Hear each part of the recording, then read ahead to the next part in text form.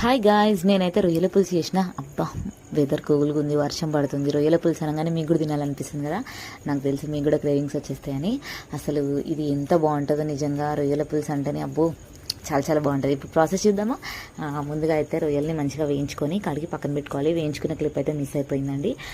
Wash చేసుకొని పక్కన పెట్టుకున్న తర్వాత ఒక గిన్నె తీసుకొని అందులో ఆయిల్ వేసుకొని జీలకర్ర, కరివేపాకు, ఆనియన్స్ వేసుకొని మంచిగా ఫ్రై అయిన తర్వాత అల్లం వెల్లుల్లి పేస్ట్, పసుపు వేసుకొని అవి కూడా ఆయిల్లో ఫ్రై అయిన తర్వాత మనం వాష్ చేసి పెట్టుకున్న రొయ్యలు కూడా వేసుకోవాలి. అవి కూడా ఫ్రై అయిన తర్వాత కొంచెం కారం వేసుకొని ఫ్రై అయినాక చింతపండు పులుసు వేసుకోవాలి. నా ఓల్డ్ వీడియోస్ చూస్తే మీకే అర్థమవుతుంది. నేను ఫిష్ కర్రీస్ అట్లాంటివి, రొయ్యలు అట్లాంటి వాటిలో చింతపండు అంటే పాత చింతపండు యూజ్ చేస్తాను, టేస్ట్ బాగుంటుందని చెప్పాను కదా. పులుసు కూడా వేసుకున్నాక జీలకర్ర మెంతుల పౌడర్, ధనియాల పౌడర్ వేసుకొని మంచిగా మరిగిన తర్వాత సాల్ట్ కూడా మర్చిపోకండి. వేసుకున్న తర్వాత మంచి దగ్గర పడుతుంది. అంతే, చాలా బాగుంటుంది నిజంగా, మస్తు ఉంటుంది. ఒక ఉల్లిపాయ పెట్టుకొని తింటే అబ్బా ఎంత బాగుంటుందో నిజంగా. నా వీడియో నచ్చితే లైక్ చేయండి.